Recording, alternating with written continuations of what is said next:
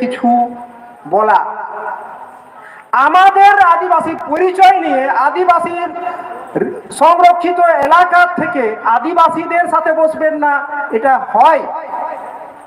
এটাই না হওয়ার জন্য আজকে আমরা প্রতিবাদ করছি। কেন আজকে মানবাজারের বিধায়কের বিরুদ্ধে আমরা প্রতিবাদে নামলাম? আমাদের বয়োজ্যেষ্ঠ অবসরপ্রাপ্ত শিক্ষক, রাজ্য লেভেলের একজন ওয়ার্কার, ভারত জাকাত মাঝি পারগানা মহলের কনক সুশরীর রঞ্জিত টুডু, ওনার সঙ্গে মন্ত্রী ম্যাডামের কি আলোচনা হয়েছিল এবং উনি নিলেন না, না কি ব্যাপার, যার থেকে আমরা আজকে রাস্তায় নামতে ওনার বিরুদ্ধে স্লোগান দিতে বাধ্য হলাম। এই জন্য প্রথমে ওনাকে বলার আগে আপনাদের স্বাগত ভাষণ সে আতাং দারাম রণ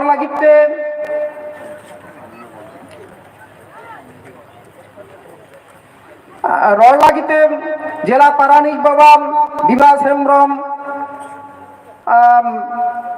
কে বলার জন্য অনুরোধ করছি।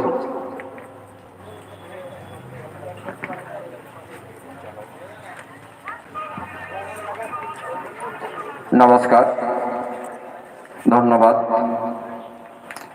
আজ 20 ডিসেম্বর united forum of all Adivasi অর্গানাইজেশনের পক্ষ থেকে ওয়েস্ট বেঙ্গল জুড়ে প্রত্যেকটি এমএলএ এমপিদের নিকট গণ ডেপুটেশন দেওয়া হচ্ছে।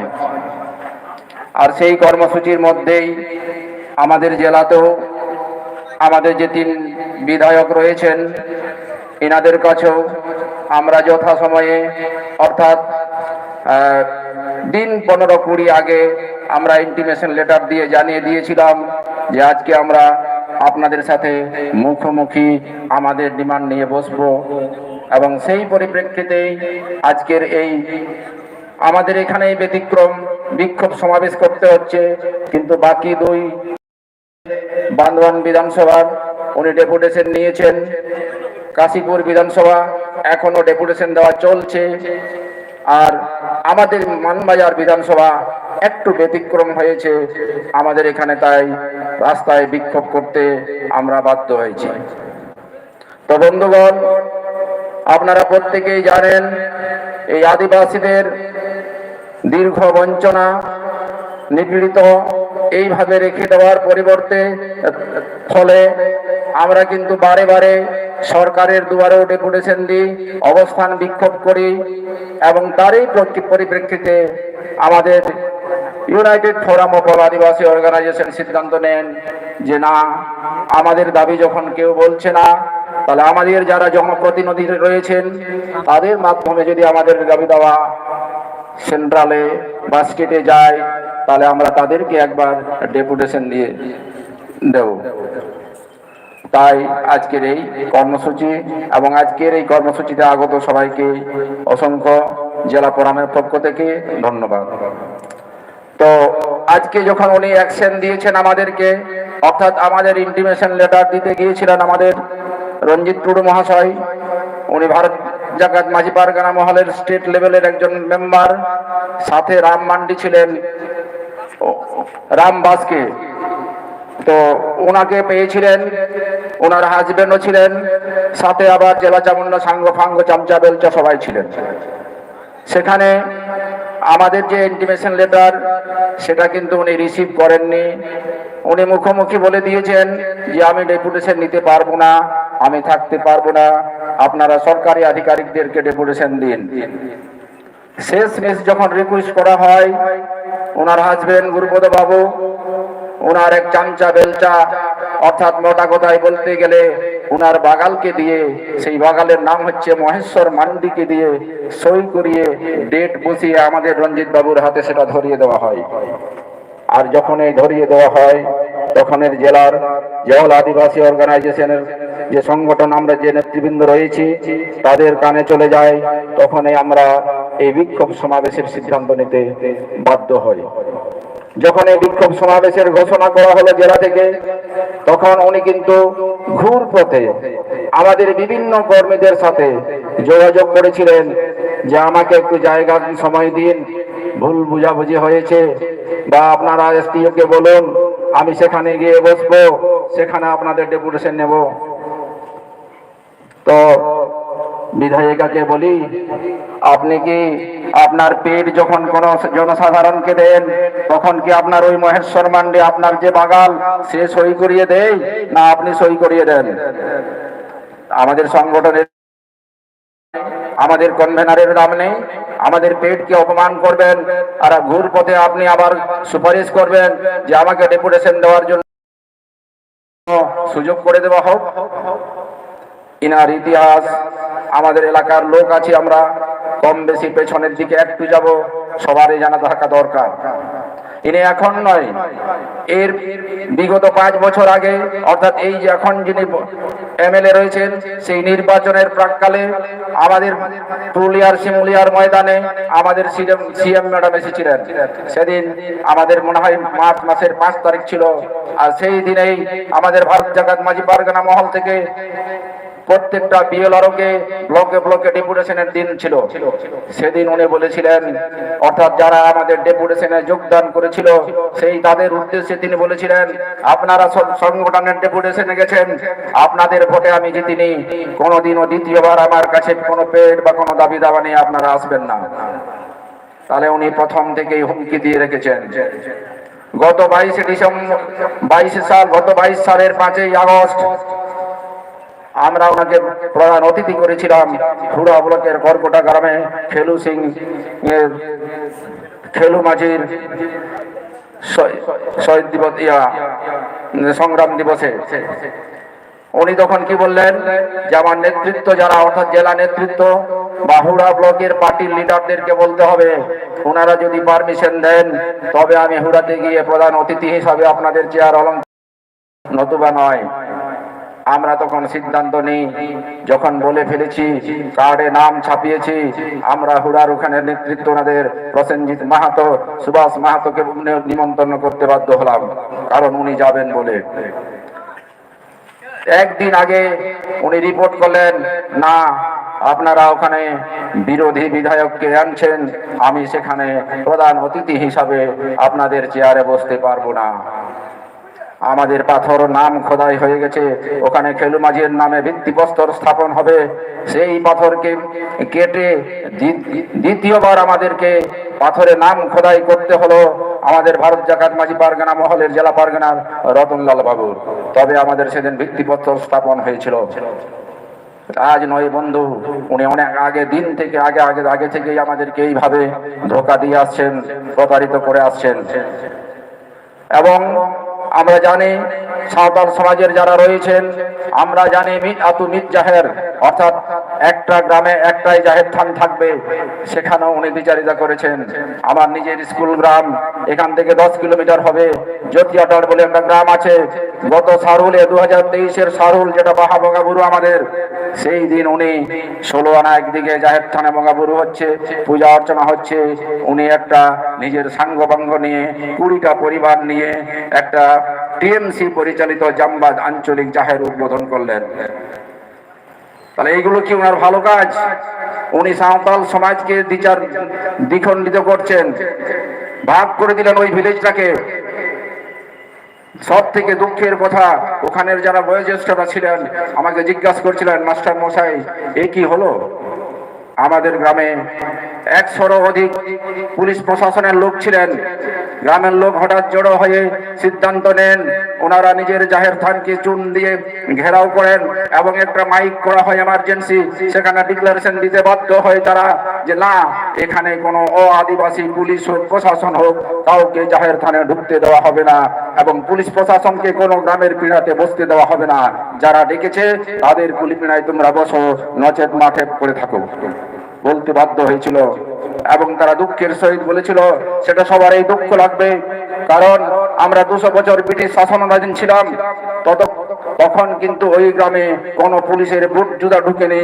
এই মন্ত্রীর আমলে, এই মন্ত্রীর নেতৃত্বে সেদিন জাহের উদ্বোধনে ওই গ্রামে 100-র অধিক পুলিশের বুট জুতা চলেছে। এইগুলো মানুষ ভুলবে না। নাম সন্ধ্যা হতে পারে, সন্ধ্যার পরে কিন্তু অন্ধকার আসে, আর সেই অন্ধকারে কিন্তু তখন কাউকে দেখা যাবে না। অন্ধকার সবাইকে কালো দেখায় অন্ধকারে। এইটা মনে হয় উনি ভুলে গেছেন। তাই আমরা যারা এসেছি অনেকে হয়তো ভাবছেন আমরা গুটি কয়েক আছি।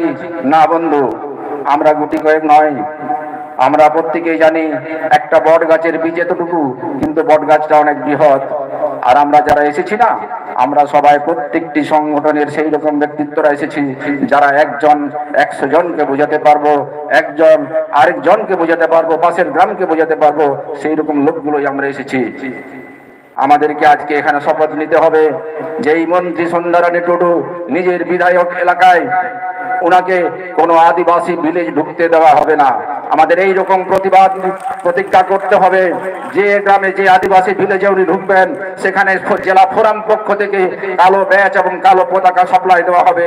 ওনাকে সেই কোনো আদিবাসী ভিলেজে ঢুকতে দেব না। পারবেন তো?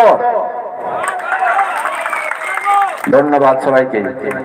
এইরকম প্রতিজ্ঞাবদ্ধ হয়ে আমরা আমাদের এলাকায় প্রত্যেকে প্রচার করব এবং দেখব উনি কি করেন, কোথায় যান।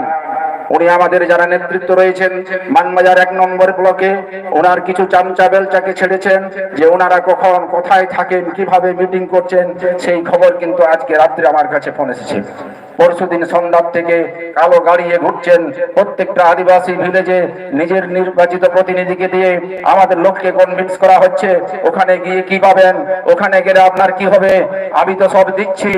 এইভাবে আমাদের লোককে এখানে আসার জন্য উনি বন্ধ করেছেন।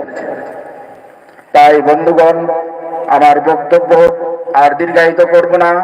আরেকবার আগত আজকের এই বিক্ষোভ সমাবেশে সবাইকে স্বাগত ও ধন্যবাদ জানিয়ে আমার ক্ষুদ্র বক্তব্য এখানে শেষ করলাম।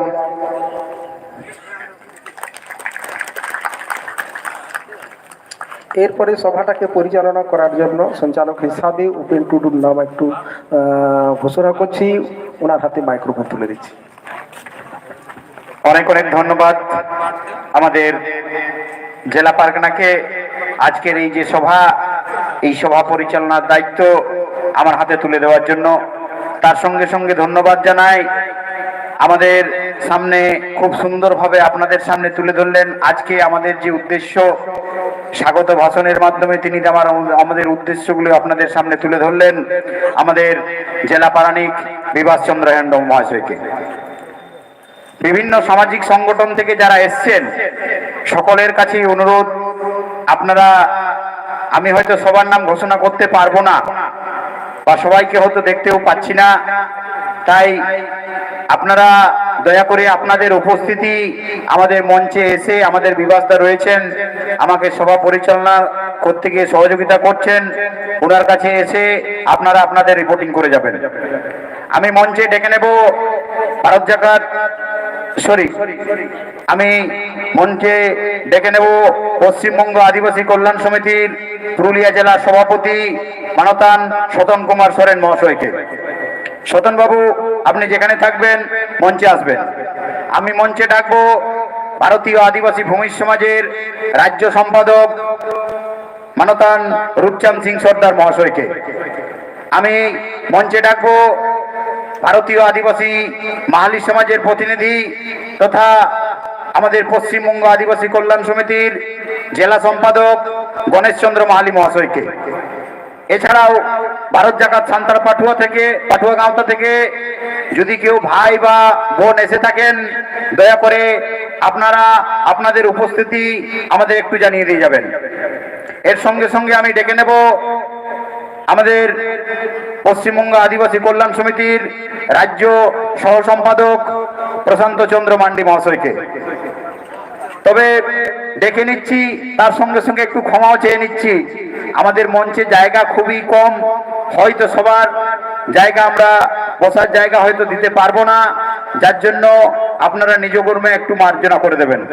এর সঙ্গে সঙ্গে আমরা ডেকে নেব সুদূর অযোধ্যা পাহাড় থেকে আগত যারা আমাদের পুরুলিয়া জেলার প্রাণ প্রকৃতি তথা অক্সিজেন অযোধ্যা পাহাড়, সেই অযোধ্যা পাহাড়কে বাঁচানোর জন্য যারা দিনরাত এক করে আপ্রাণ চেষ্টা করে যাচ্ছেন, আপ্রাণ লড়াই করে যাচ্ছেন, সেই প্রকৃতি বাঁচাও আদিবাসী বাঁচাও মঞ্চের আহ্বায়ক এবং যুব আহ্বায়ক দুজনকেই ডেকে নেব। আমি প্রথমে ডেকে নেব প্রকৃতি বাঁচাও আদিবাসী বাঁচাও মঞ্চের আহ্বায়ক মানতান সুপেন হেমব্রম মহাশয়কে। তার সঙ্গে সঙ্গে ডেকে নেব প্রকৃতি বাঁচাও আদিবাসী বাঁচাও মঞ্চের যুগ্ম আহ্বায়ক রাজেশ্বর টুডু মহাশয়কে। সকলের কাছে অনুরোধ, আমাদের সময় খুব কম, শীতের দিন সময়ও বিশেষ নেই, কাজেই সমস্ত বক্তাদের কাছে আমার একটা অনুরোধ থাকবে, দয়া করে আপনারা সময়ের দিকে নজর রেখে আপনারা আপনাদের বক্তব্যগুলো সংক্ষিপ্ত করবেন। এরপরে আমি আজকে আমাদের এই যে বিক্ষোভ সমাবেশ, এই বিক্ষোভ সমাবেশের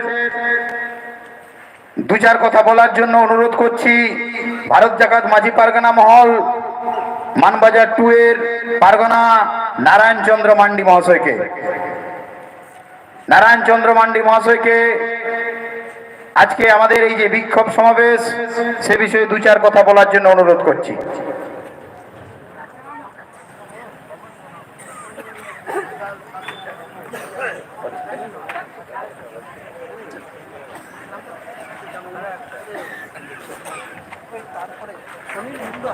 আজকের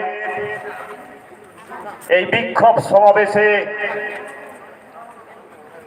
আগত সমস্ত আদিবাসী গণসংগঠনের নেতৃবৃন্দকে আমি হার্দিক অভিনন্দন জানাই। আজকে united forum of all Adivasi organization তথা সংক্ষিপ্ততে ইউফাও এর পক্ষ থেকে পশ্চিমবঙ্গের সমস্ত এমএলএ এবং এমপিদের একই যোগে ডেপুটেশন দেওয়া হচ্ছে তথা মেমোরেন্ডাম সাবমিট করা হচ্ছে। কিন্তু দুঃখের বিষয়, আমাদের এই মানবাজারের বিধায়িকা সন্ধ্যারানী টুডু, উনি আবার পশ্চিমাঞ্চল উন্নয়ন পর্ষদের মন্ত্রী। ভাবতে অবাক লাগে, একজন মন্ত্রী যিনি নিজে আদিবাসী সিটে নির্বাচিত, তিনি আদিবাসীদের অভাব অভিযোগ শোনার পক্ষপাতী না। রিজার্ভেশন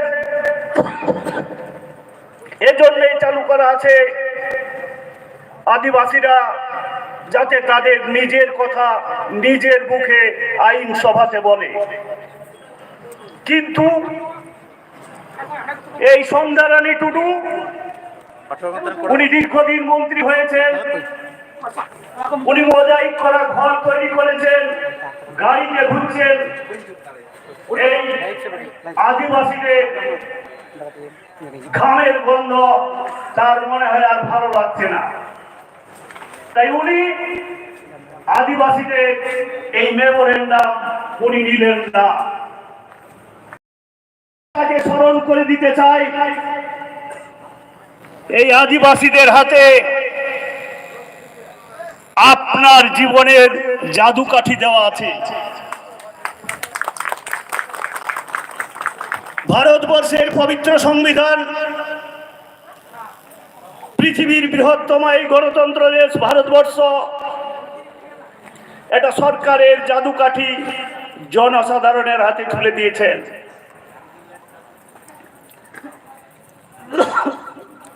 সেইটা আমাদের মনে রাখতে হবে, সময় যেদিন আসবে ঠিক সেই জাদুকাঠির সৎ ব্যবহার করবেন। তাই আমরা সমস্ত আদিবাসী গণসংগঠনের কাছে আমাদের এই বাণী পৌঁছে দিতে চাই, এটা আমাদের তাদের স্মরণ করে দিতে চাই যে বিধায়িকাকে আপনারা বিধানসভায় নির্বাচিত করে পাঠিয়েছেন আপনাদের কথা বলার জন্যে। তিনি কিন্তু আপনাদের সঙ্গে এই বিমাতৃসুলভ আচরণ করছেন। উনার আপনাদের কথা শোনার সময় নেই। এই কথাটা আপনারা মনে রাখবেন, যথাসময়ে তার সুযোগের সৎ ব্যবহার করবেন। এই তো আমরা বাংলাদেশ বিধানসভা মাননীয় রাজীব লোচন সরেনের কাছে মেমোরেন্ডাম সাবমিট করে এলাম। উনি যথারীতি আমাদের আপ্যায়ন করে আমাদের দাবি দাওয়া সম্পর্কে সমস্ত কিছু পর্যালোচনা করে তার এখতিয়ারে যতটা করা সম্ভব, পশ্চিমবঙ্গ সরকারের পক্ষ থেকে যতটা করা সম্ভব তিনি আশ্বস্ত করলেন আমাদের। আমি আমার যথাসাধ্য চেষ্টা করে দেখব যাতে এর সমাধান করা যায়। আমি তাই আগত সমস্ত আদিবাসী নেতৃত্বের জন্য আরেকটা কথা বলতে চাই। আমাদের যে দাবি পঞ্চম তফসিল, আজকের যে 8টা দাবি আছে তার মধ্যে একটা দাবি বলা আছে আদিবাসী অধ্যুষিত এলাকায় পঞ্চম তফসিল লাগু করতে হবে। বন্ধুগণ, এই পঞ্চম তফসিলটা কি?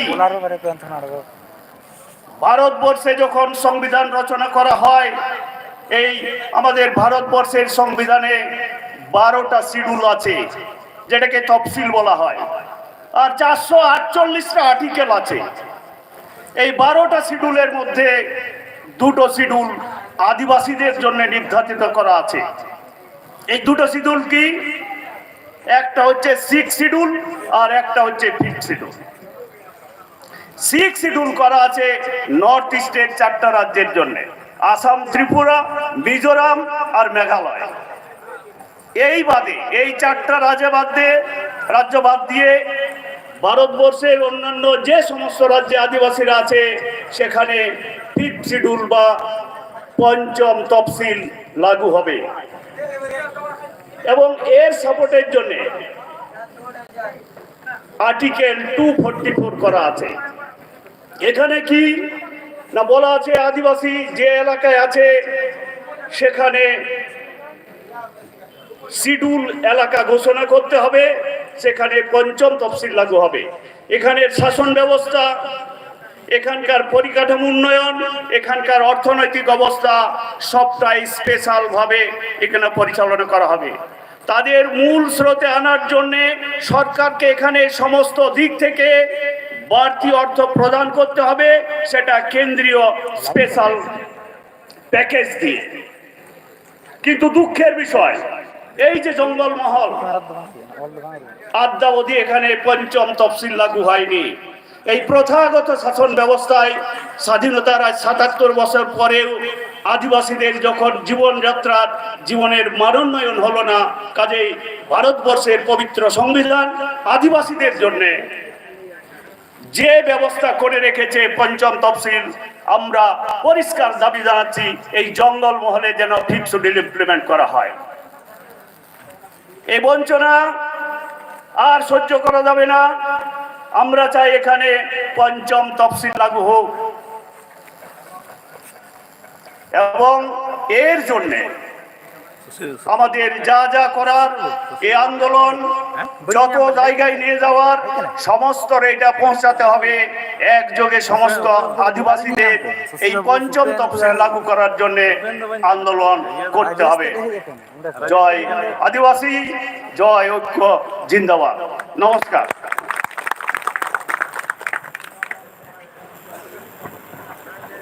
অনেক অনেক ধন্যবাদ মানবাজার 2 ভারত জগৎ মাঝি পারগানা মহলের পারগানা বাবা নারায়ণ চন্দ্র মান্ডি মহাশয়কে।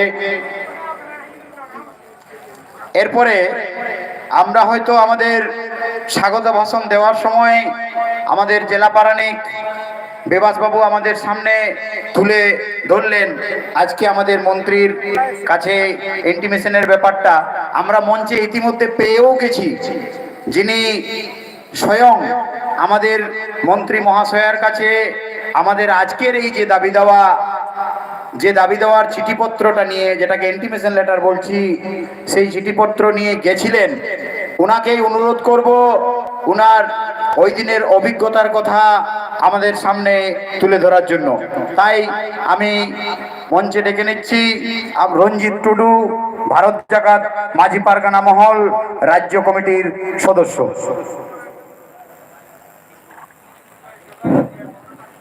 জয়। আজকে আমাদের এই বিক্ষোভ সমাবেশ মিছিলে আগত নেতৃবৃন্দ ও আগত আমাদের বিক্ষোভ মিছিলে অংশগ্রহণকারী আমাদের ভাই ও বোনেরা ও আমাদের মানবাজার 1 নম্বর ব্লকের প্রশাসন আমাদেরকে সহযোগিতা করার জন্য এসেছেন। আমার পক্ষ থেকে সবাইকে অভিনন্দন ও ধন্যবাদ জানিয়ে আজকে এই যে বিক্ষোভ মিছিল আমরা কেন করছি এইটার ব্যাপারে আমি তুলে ধরছি।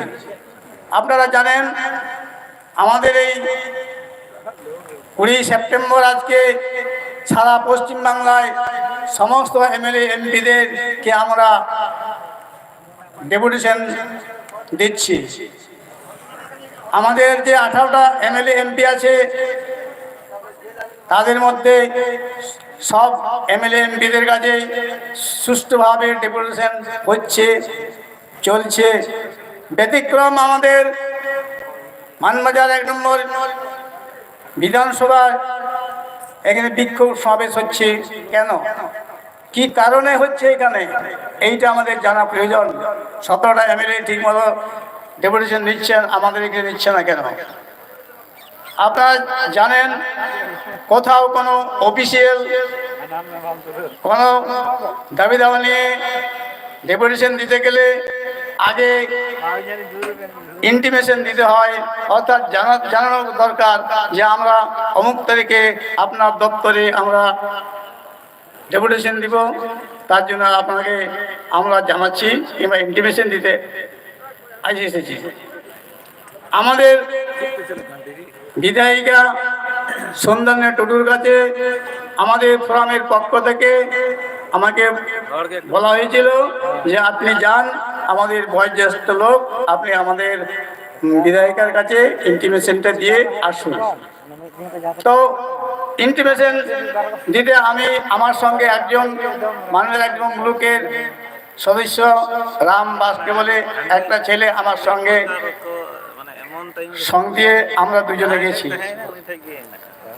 তো আমরা যাচ্ছি, রাস্তায় যেতে যেতে আমি বলছি যাক অনেক দিন পরে আমাদের ভাইপো ছেলে হয়, আমাদের যে সন্ধ্যারণী টুডু বৌমা ভাই সম্পর্কে ভাইপো, গুরুপদ ভাইপো এবং বৌমা।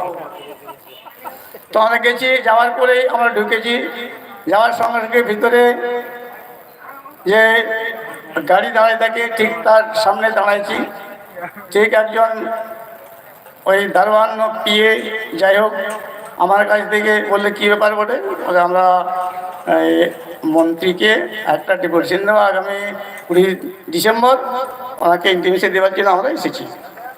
তো একটু পরেই আমাদের বিধায়িকা আসছিল আর কি, আমার সঙ্গে দেখা হলো, আমার সঙ্গে পরিচয়। বলছে এসেছেন? বলছে হ্যাঁ এসেছি। বলছে কী ব্যাপার? বলে যে ইন্টিমেশন দিব আগামী 20 তারিখে আমাদের একটা ডেপুটেশন দেওয়া হবে মন্ত্রীকে, তার জন্য আমরা এসেছি। বলছে আমরা তো সবই করছি, তো আমরা কোনো না করা নয়, যা কিছু করার আমরা সবই তো করছি, আমরা জনগণের জন্য, আদিবাসীদের জন্য বহু কিছু করছি। যে ঠিক আছে সবই করছো, কিন্তু আমাদের যে দাবিগুলো আছে সেগুলোর মধ্যে কিছু হয়তো বলা হয়নি, যার জন্য আমাদের ওই ডেপুটেশন দেওয়ার জন্য এসেছি। এইসব বলতে বলতে আমাদের মন্ত্রীমশাই ওর স্বামীকে এই ইন্টিমেশনটা ওর একজন পিএ কিবোর্ডে তার মাধ্যমে দিয়ে দিল। সেই দিন আমাদের মন্ত্রী স্বামী গুরুপদ বাবু একটু জ্বর হচ্ছিল, কারণ তারপরে যখনই জিজ্ঞাসা করলো ওর পিএ কিবোর্ডে, ওকে বলছে কে আসিছে, বলছে মাঝিপাড়া মহল থেকে রঞ্জিত টুডু এসেছে। ও ঠিক আছে। কিছুক্ষণ পরে বেরিয়ে এলো, বেরিয়ে যাওয়ার পর আমাকে বলছে কাকু এসেছে? বলছে হ্যাঁ এসেছি। তাহলে আমরা তো একটা ডেপুটেশন দিব আগামী 20 তারিখে ডিসেম্বরে, তো একটা ইন্টিমেশন দিতে আমরা এসেছি সংগঠনের পক্ষ থেকে। ঠিক আছে। বলছে ডেপুটেশন আমরা কিনে হবো, ডেপুটেশন তো নিতে আমি পাচ্ছি না। বলে কেন? ডেপুটেশন তো নিয়ে তো আমরা আগামী 20 তারিখ আছে, তো এখন তো নয়। আমরা সেটার জন্য ইন্টিমেশন একটা নিয়ে এসেছি সংগঠন থেকে। বলছি না এখানে না করলেও হবে, এটা সরকারি কথা, তো এটা অফিসিয়াল দিলেই ভালো হয়। এসডিওর ওখানে আপনারা দিলে ভালো হবে, ওখানে তাড়াতাড়ি আমাদের ইয়াটাও যাবে, সংবাদটাও যাবে, ওখানে দিলেই ভালো হয়। বলি এসডিওর কাছে তো আমরা তো আর এসডিওর কাছে দিতে তো আসিনি ইন্টিমেশনটা, আমরা তোমার দপ্তরে মন্ত্রীকে দেবো আর কি, জনপ্রতিনিধি মন্ত্রী, তাকে মাধ্যমে আমরা দেবো আর কি। যে না আমি নিতে পারছি না। যে তোমরা তাহলে এসডি অফিসে পারমিশনটা নিয়ে নাও, আমি সেদিন থাকবো। বুঝলি না, তাহলে এসডি অফিসে যদি পারমিশন নিতে হয় তাহলে মন্ত্রী তোমরা থাকবে তো? বলছি না আমরা থাকতে পাবো না। কিছু মনে করবেন না, এইভাবে আমাদের কাকাখুড়া গল্পের মতো আমাদের হচ্ছে ওখানে, যেটা হচ্ছে সেইটাই আমি বাস্তব বলছি আর কি। তো বলছে না আমরা ওখানে থাকবো না সেদিন। তো থাকবে না, কাকে আমরা দিব ওখানে ডেপুটেশনটা? বলছে অফিসাররা থাকলেই হবে আর কি, ওকে দিলেই হবে। তো বলি না সেটা তো হতে পারে নাই, আমরা তোমরা এখানে থাকবে না, আমরা এখানে ডেপুটেশন দেবো, এটা তো হতে পারে নাই। আমরা তো জনপ্রতিনিধি মন্ত্রী মশাইকে আমরা দিবার জন্য আমাদেরকে সংগঠন থেকে পাঠাইছি। তখন বলছে না আমরা থাকতে পাবো না। তাহলে আমরা যে এখানে এসেছি সংগঠনের পক্ষ থেকে, তাহলে আমরা এখানে কি দেখাবো আমার সংগঠনকে?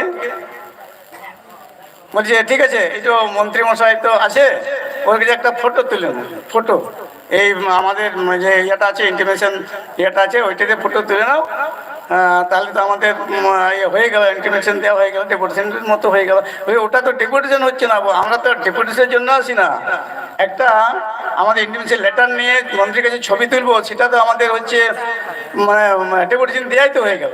আমরা সেটাতে করতে আসি না। ইন্টিমেশন আমরা দিতে এসেছি ইন্টিমেশন লেটারে, তুমি সই মন্ত্রী সই করে দিবে, সই স্ট্যাম্প দিয়ে, আর আমরা সেটা নিয়ে আমরা ওখানে দেখাতে পারবো। বলছে না আমরা ওটা তো আমার কাছে তো আর সই স্ট্যাম্পটা নাই, এখানে আমার কাছে অফিসে আছে। এটা কীরকম অফিসে থাকবে সই স্ট্যাম্পটা? বলছে হ্যাঁ আমার কাছে নাই। বলি তাহলে সংগঠনকে আমি কি দেখাবো, এটা আমি তোমার কাছে জানতে চাইছি। তখন বলছে ঠিক আছে, এই ওর কে বটে পিএনটি আমি চিনি না জানি না, যাও না ওই ঘর দিকে নিয়ে যাও। বলছে হ্যাঁ। আমি বলি তাহলে স্ট্যাম্প স্ট্যাম্প দিয়ে নিয়ে আসবে, আর এখানে মন্ত্রী আমার পিছনে বসে আছে, মন্ত্রী বিধায়িকা বসে আছে, তাহলে এখন স্ট্যাম্প দিয়ে এটা সই করবে। তো এসে দেখছি আমাকে এটা আমাদের গ্রুপের বাইক দাঁড়িয়েছে, আমার ফেস টু ফেস দাঁড়ায় আছি, আমাকে দিল, দিয়ে বলছি দেখলাম, বলি এটা কি দেখলাম সই আছে মহেশ্বর মান্ডি 10-12-23, এই দেখুন এইটা হচ্ছে মহেশ্বর মান্ডি 10-12-2023 তোলে। বলি এটা কি ঠিক আছে? বলছি এটা হ্যাঁ আমার পিএ বলে।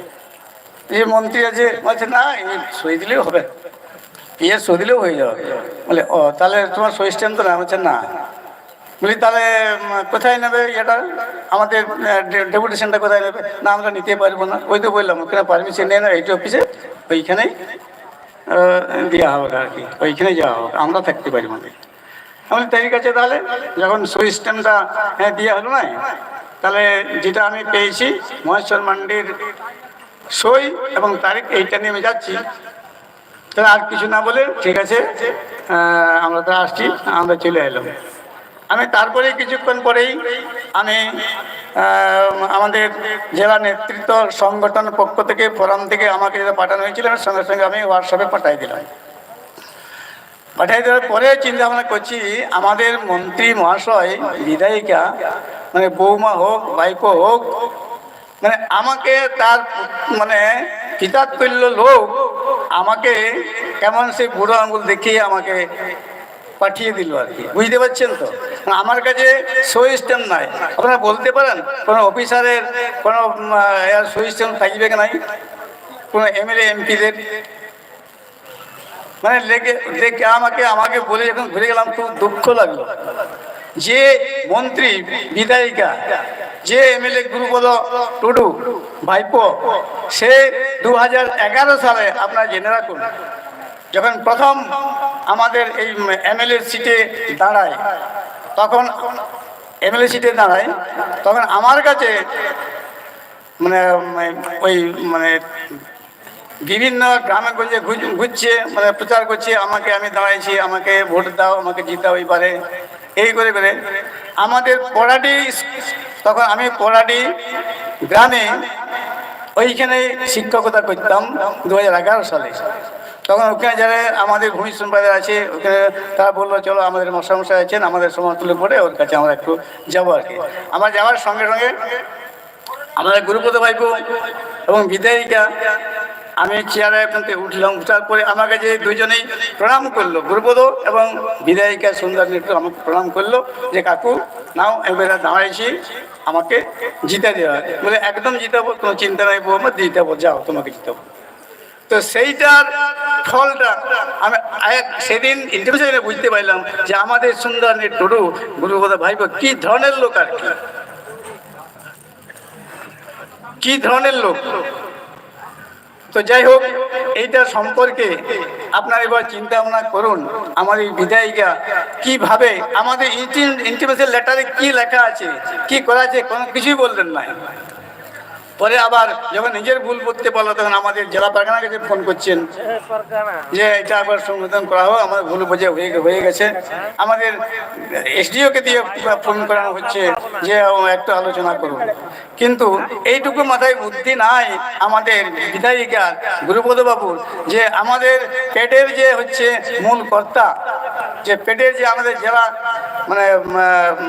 আমাদের কনভেনার রাজেন টুডু, একের মাধ্যমে ফোন করি, দেখি যদি সমাধান করা কিছু বের করতে পারে, কিন্তু আমার সেদিন ভুল হয়ে গেছে, সেইটুকু আর বুদ্ধি নাই যে আমি একটু ফোন করি যে আমাদের পেটের যে আমাদের মূল হত্যা হচ্ছে রাজেন টুডু, সমাধান হবে কিনা। কোথাও গুরুপদকে, কোথাও এমএলএকে ইয়াকে ফোন করছে, আমাদের জেলা পারগানাকে কখনো এসডিওকে দিয়ে ফোন করেছে। এইসব ন্যাক্কারজনক ঘটনা দেখে আজকে এই যে জনসভাটা করতে বাধ্য হয়েছি। যাই হোক, অনেক কিছু আমার হয়তো বলা হয়ে গেল, বলার মধ্যে বলতে উঠে আপনারা মাফ করবেন, আর বিশেষ কিছু না বলে এইখানে আমার বক্তব্য শেষ করলেন। সালামকে জোহার। অনেক অনেক ধন্যবাদ রঞ্জিত বাবুকে। এরপরে আমি মঞ্চে ডেকে নেব প্রকৃতি বাঁচাও আদিবাসী বাঁচাও মঞ্চের যুগ্ম আহ্বায়ক রাজেশ্বর টুডু মহাশয়কে। আপনারা হয়তো কম বেশি সবাই জানেন, আমাদের আজকে এই যে দাবি দেওয়া রয়েছে, সেই দাবি দেওয়ার মধ্যে অন্যতম দাবি দেওয়া রয়েছে আমাদের অযোধ্যার প্রাণ প্রকৃতি তথা অক্সিজেন। অযোধ্যায় একটা নয়, তিনটা প্রজেক্ট হতে চলেছে, এবং এই 3টে প্রজেক্ট যাতে না করা হয়, সেখানকার আদিবাসী যারা রয়েছে তাদের যাতে উচ্ছেদ না করা হয়, তার জন্য যারা আপ্রাণ লড়াই করে যাচ্ছেন, তাদের সেই সংগঠনের পক্ষ থেকেই প্রকৃতি বাঁচাও আদিবাসী বাঁচাও মঞ্চের যুগ্ম আহ্বায়ক রাজেশ্বর টুডু, আমরা যাকে আজুদিয়া তারুপ হিসাবে চিনি বা বলে থাকি, সেই রাজেশ্বর টুডু মহাশয়কে 2-4 কথা বলার জন্য অনুরোধ করছি।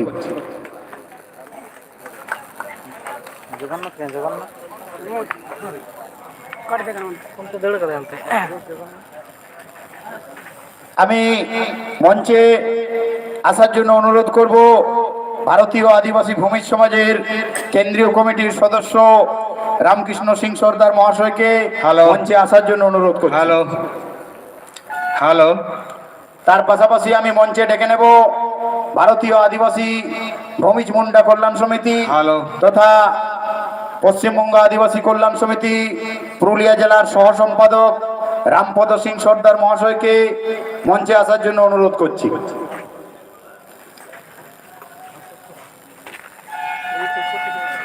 United forum of all Adivasi অর্গানাইজেশনের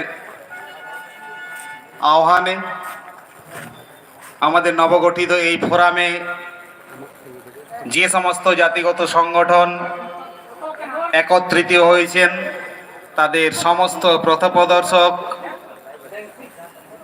সহযোদ্ধা, বড়দের প্রকৃতি বাঁচাও আদিবাসী বাঁচাও মঞ্চ আজদীয় বরুর পক্ষ থেকে অনেক অনেক ফুল জোহার।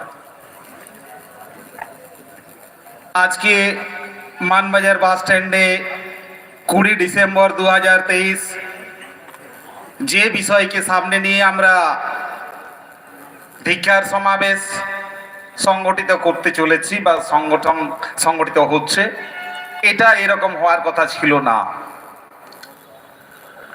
একদম উত্তরবঙ্গের বুধরাই টুডু থেকে মাননীয় এমএলএ মহাশয়, দক্ষিণবঙ্গের কাশীপুর, মানবাজার, বাঁধওয়ান, রানীবাঁধ, রায়পুর, বিনপুর, ঝাড়গ্রাম, নয়াগ্রাম যতগুলো এমএলএ মহাশয়া আছেন প্রত্যেকের কাছেই ডেপুটেশন আকারে আদিবাসীদের যে সমস্ত সুখ দুঃখের কথা যা সচরাচর তাদের কাজের মধ্যে দেখতে পায় না, সেই সুখ দুঃখের কথা লিখিত আকারে দেওয়ার জন্য ডেপুটেশন দেওয়ার আবেদন নিয়ে গিয়েছিলাম।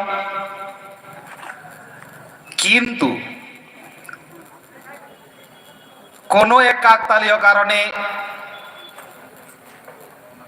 বা নিজের অহংকার দেখিয়ে নিজেকে সেরকম কিছু মনে করেন আমাদের মানবাজারের বিধায়িকা মাননীয়া সন্ধ্যারানী টুডু, যার জন্য আমাদের united forum of all Adivasi অর্গানাইজেশনের ডেপুটেশন নিতে অস্বীকার করেছেন। সেই কারণটা কি, তার অহংকারটা কোথা থেকে পেয়েছে, এই অহংকারটা চুরমার করে দেওয়ার ক্ষমতা কিন্তু ইউনাইটেড ফোরামের আছে। এইটুকু কথা আমি বলে রাখতে পারি এই সমাবেশ থেকেই।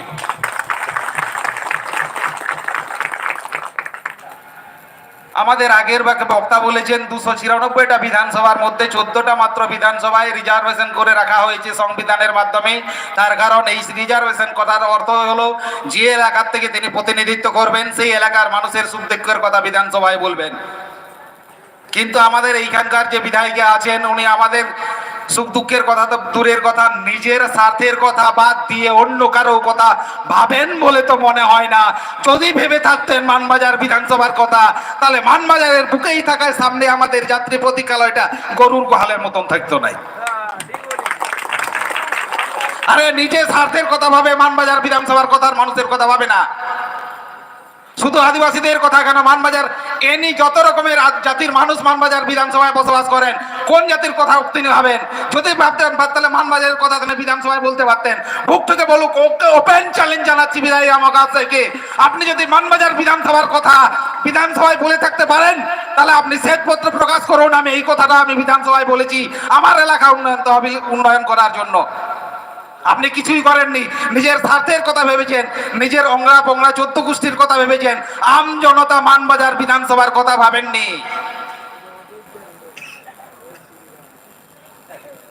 এরপরে আসি আমাদের সুন্দরী অযোধ্যার কথা। দক্ষিণবঙ্গের মধ্যে একমাত্র অক্সিজেন ভান্ডার যদি বলা হয় সেটা হচ্ছে অযোধ্যা পাহাড়। আমাদের বাম জমানা শুরুর আগে 1973 যখন জয়েন্ট ফরেস্ট ম্যানেজমেন্ট অ্যাক্ট নামে একটা আইন ছিল বা বন রক্ষা কমিটি ছিল, সেই সময় অযোধ্যায় বা সারা ভারতবর্ষে 3% অক্সিজেন প্রোডাকশন করার ক্ষমতা ছিল অযোধ্যা পাহাড়ের। এতই গভীর অরণ্য ছিল অযোধ্যায়। কিন্তু সেটা বর্তমানে কমতে কমতে 0.75 নেমে এসছে, যা 1%-এরও কম। তার দায় কার? যে দক্ষিণবঙ্গের অযোধ্যাকে নিয়ে আমরা গর্ব করে থাকি, আমাদের অযোধ্যাকে বলে থাকি, সেই অযোধ্যা পাহাড়ে একটা নয়, দুটো নয়, তিনটে নয়, চারটা নয়, পাঁচটা প্রজেক্ট করার পরিকল্পনা নিয়েছে। যা একটা প্রজেক্ট অলরেডি হয়ে আছে, যেটাকে আমরা আপার ড্যাম লোয়ার ড্যাম বলে চিনি। 2 নাম্বার প্রজেক্ট যেটা হয়ে আছে সেটা হচ্ছে ঠুরগা প্রজেক্ট। যে ঠুরগা প্রজেক্টটা যদি হয় তাহলে 300 হেক্টর বনভূমিকে বলে দিতে হবে। বাঁধো প্রজেক্টকে যদি প্রজেক্ট করতে হয় 400 হেক্টর জমিকে বলি দিতে হবে। কাঁঠাল জল প্রজেক্ট যদি হয় 294 হেক্টর বনভূমিকে বলে দিতে হবে। বহালপার প্রজেক্ট যদি হয় 450 হেক্টর বনভূমিকে বলে দিতে হবে। অযোধ্যার যে জঙ্গলটাকে গভীর বলে জানি, সেই গভীরিয়ার জঙ্গলটা পৃথিবীর ম্যাপ থেকে মুছে যাবে। শুধু পশ্চিমবঙ্গের নয়, শুধু পুরুলিয়ার নয়, শুধু আদিবাসীদের নয়, প্রতিটি জনসাধারণ মনে রাখবেন, যদি অযোধ্যায় এই সমস্ত প্রজেক্টগুলো হয়, এখনকার গ্রীষ্মতে যদি পুরুলিয়ার তাপমাত্রা 44 থেকে 45 হয়, 5টা যদি প্রজেক্ট হয়, পুরুলিয়ার তাপমাত্রা 50 ডিগ্রি অতিক্রম করতে সময়ের অপেক্ষা। যে বৃষ্টিপাত চাতক পাখির মতো অপেক্ষা করে থাকি, সেই বৃষ্টিপাত পুরুলিয়াতে আদৌ হবে কি হবে না, খরা হবে কি হবে না, সেটা সময়ে বলবে। আমরা হয়তো তখন কেউ থাকবো না যদি প্রজেক্টটা হয়। আমাদের পরবর্তী প্রজন্মে একদম সোজা কথায়, টুনকি যদি হয় মুরগির, যেরকম তিড়াং মরে সেই রকম তিড়াং মরবে আমাদের পরবর্তী প্রজন্ম যদি অযোধ্যায় প্রজেক্টগুলো হয়। এখন যদি সেই অযোধ্যা পাহাড়কে রক্ষা করতে না পারি, পরবর্তী প্রজন্মকে খাদের কিনারায় যদি ছেড়ে দিয়ে যায়, তাই তার শুধু আদিবাসীদের নয়, পুরুলিয়া আমজনতার দায়। তাই আমি বলবো, শুধু আদিবাসীরা নয়, অন্যান্য প্রতিটি জাতির মানুষ অযোধ্যা পাহাড়ের সবুজ বনানীকে রক্ষা করার জন্য লড়াইয়ে সমবেত হন। এটা সতর্ক বার্তা বলতে পারেন, আবার হুমকিও বলতে পারেন, সেটা আপনার নিজের মতো ভেবে নেবেন। এই অযোধ্যার ঠুরগা প্রজেক্ট, বাঁধো প্রজেক্টকে নিয়ে সরকারের স্ট্যান্ডটা কি?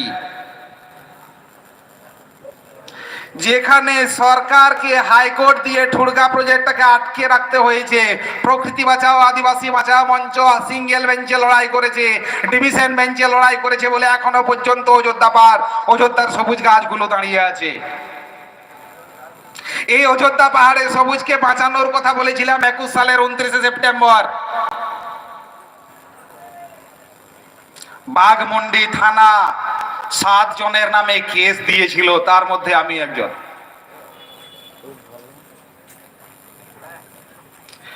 গত বছর অর্থাৎ 2022 সালের বাবা বিরসা মুন্ডার জন্ম জয়ন্তীতে 2006 বনাধিকার গ্রাম সভার ক্ষমতা অনুযায়ী বামনি ঝর্ণায় নিজের বোর্ডটা টাঙানোর জন্য বাঘমুন্ডি রেঞ্জার আর বাঘমুন্ডির ওসি